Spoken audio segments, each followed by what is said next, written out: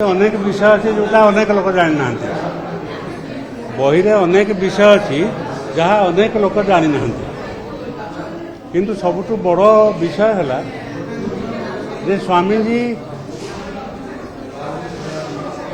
जड़े प्रैक्टिकल लोक थे से जो ज्ञानर प्रयोग करते समाज रे सेटा बहुत कम लोकों पाखे देखा मिले जमती कि गोटे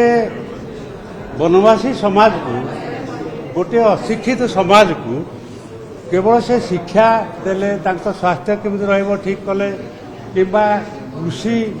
केमती करिवे शिखेले किंबा गोपालन शिखेले एतकी केवल नुहे से सेमानकर मनोबल को एते बढ़ेले जे से समाज अनुभव कला तांको निज समस्या से निजे समाधान करिवे कहा पर निर्भर करिवे नहीं एवं निजर धर्म निजे रक्षा करिवे धर्म रक्षा करिबा पई कहार सहयोग दरकार नहीं एही प्रकार गोटे अशिक्षित अनुन्नत समाज को से केवल शिक्षित करेले नुहे गोटे तांकर आत्मगौरव बोध ए प्रकार अणिले जे जेमिति से समाज निजे निजर समस्या समाधान करिवो ये सबुठु स्वामीजी जीवन तांको कामर सबुठु बड़ उपलब्धि बोली मोर विश्वास।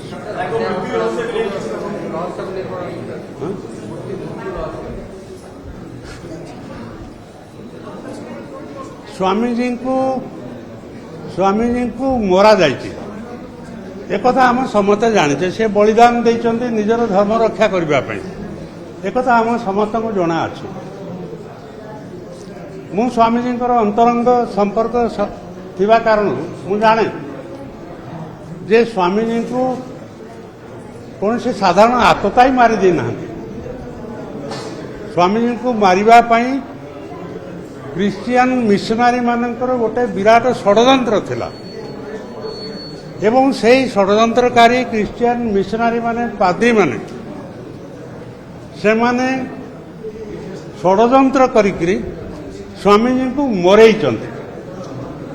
जोटा कि एपर्यंत केवल मारी सुपारी नहीं लोक मैंने जेल अच्छे सीना किंतु जो माने वास्तव षड्यंत्रकारी जो माने मरेइचंती से पर्यंत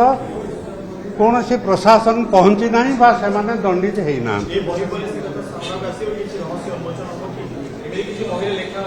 बही पूरा लेखा अच्छे यही जो षड्यंत्र कथा मु कहली जे क्रिश्चियन मिशनारी माने बेटिकला चर्च रे जो मिशनारी माने करिथिले षड्यंत्र